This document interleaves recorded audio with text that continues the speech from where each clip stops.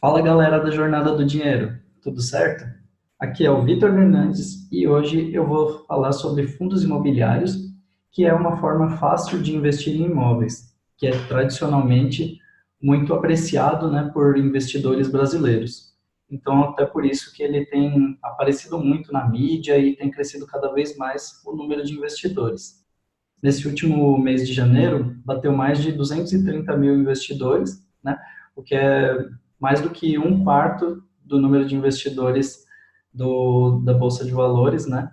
E então, é um investimento que tem chamado muita atenção mesmo, e hoje nós vamos descobrir se vale a pena investir em fundos imobiliários. Portanto, eu separei aqui algumas vantagens de se investir em fundos imobiliários, ou seja, por que investir em fundos imobiliários. Separei também por que não investir em fundos imobiliários e para que tipo de investidor é adequado. Vamos primeiro ver aqui, então, por que investir em fundos imobiliários. Primeiramente, porque é um investimento em imóveis com pouco dinheiro. Então, o brasileiro conservador, o brasileiro tradicional, digamos assim, gosta muito de investir em imóveis, só que o que dificulta isso é que você comprar um imóvel para alugar é muito caro.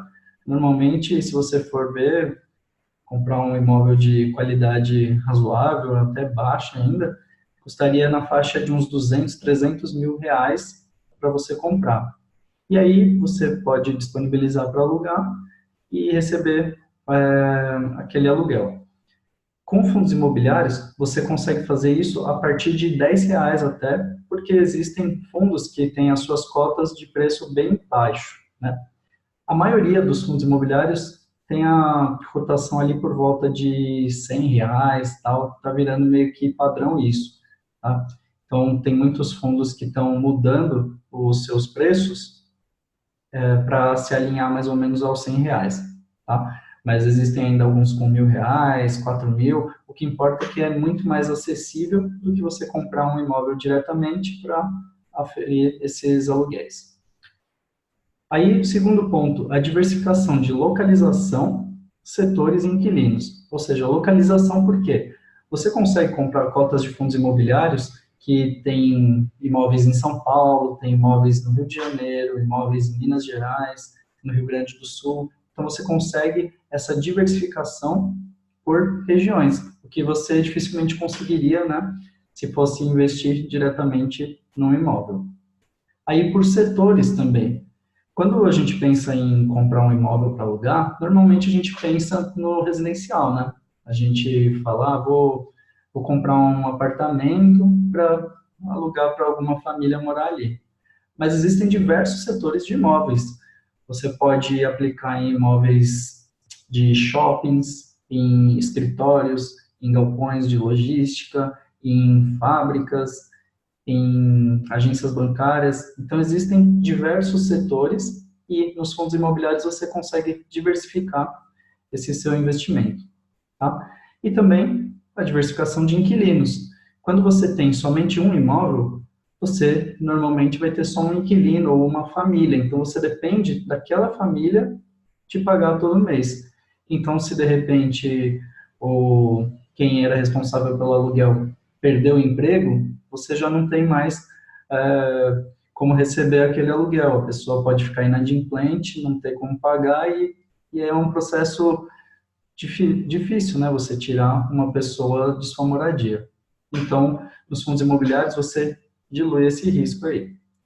Em terceiro, a qualidade dos imóveis e dos inquilinos.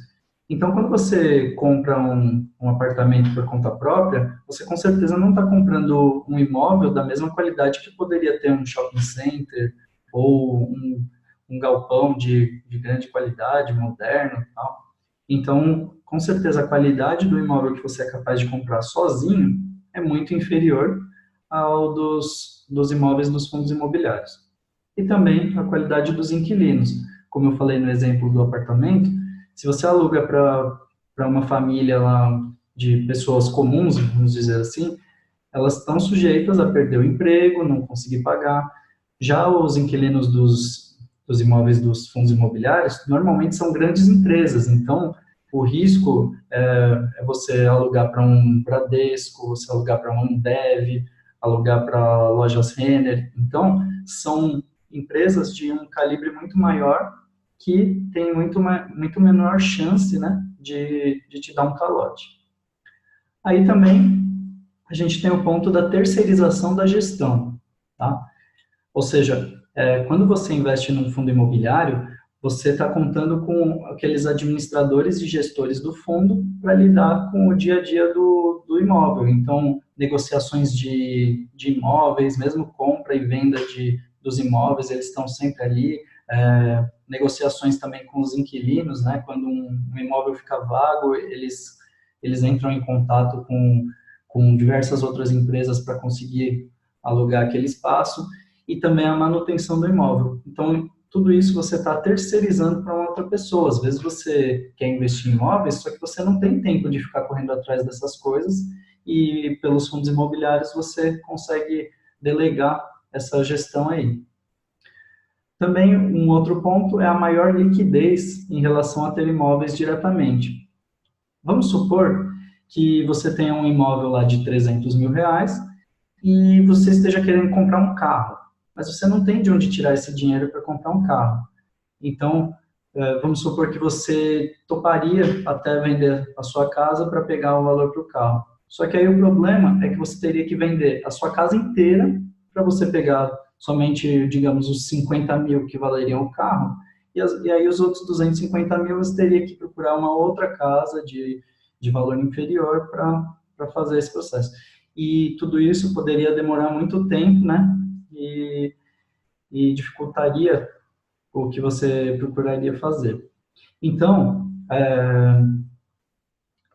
você tendo cotas de fundos imobiliários, você consegue chegar lá e vender. Eu estou precisando de 50 mil reais. Você pode chegar lá, vende o equivalente a 50 mil reais, pega esse dinheiro e compra o seu carro.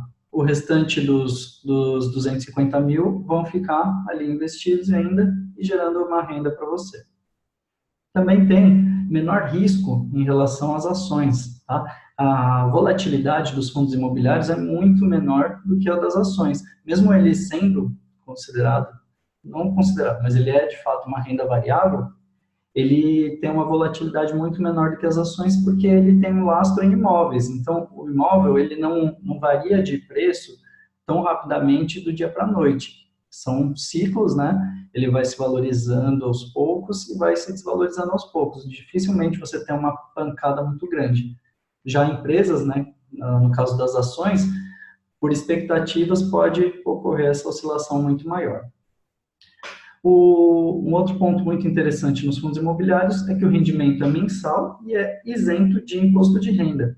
Então, você tem essa possibilidade de estar sempre recebendo um aluguel, como se você tivesse mesmo comprado um apartamento, deixado para alugar com alguém, mas você está ali recebendo esse valor bem diversificado, com imóveis de qualidade, com inquilinos de qualidade, com terceirização da gestão, sem se preocupar muito e só recebendo os seus rendimentos mês a mês, que são isentos de imposto de renda para a pessoa física.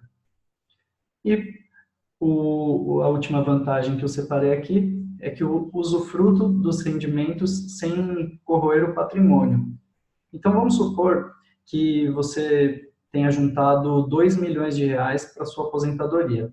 Com os fundos imobiliários, você consegue alocar todo esse valor nos fundos imobiliários e receber uma renda mensal que vai te ajudar na sua aposentadoria. Você pode receber todo mês os rendimentos dos fundos e utilizar como você bem entender, que os seus fundos, eles continuarão lá de qualquer forma e vão continuar gerando rendimentos para você todos os meses. Isso não vai corroer o seu patrimônio, o que pode corroer é a valorização ou desvalorização dos fundos que você tem na sua carteira. Se você tentasse fazer isso, colocar 2 milhões de reais na poupança, sempre que você tirasse o rendimento da poupança, você estaria diminuindo seu patrimônio. Você pode, nominalmente, né, você poderia manter ali os seus 2 milhões de reais na poupança, só que a inflação iria corroendo isso pouco a pouco. Então, não seria tão interessante assim na fase de usufruto, né? Então, como os fundos imobiliários obviamente não têm só vantagens, eu vou citar aqui por que você não deveria investir em fundos imobiliários. Primeiro, as cotações acompanham os ciclos imobiliário e econômico. Então, você não pode esperar que você vai investir ali e aí o seu rendimento vai subir como um reloginho, como se fosse uma renda fixa. Não. Os fundos imobiliários, eles aplicam em imóveis, eles estão sujeitos aos ciclos, né? Então, em momentos de bonança imobiliária, em momentos de otimismo com a economia, que é o que a gente está começando a sentir agora, os fundos imobiliários tendem a se valorizar.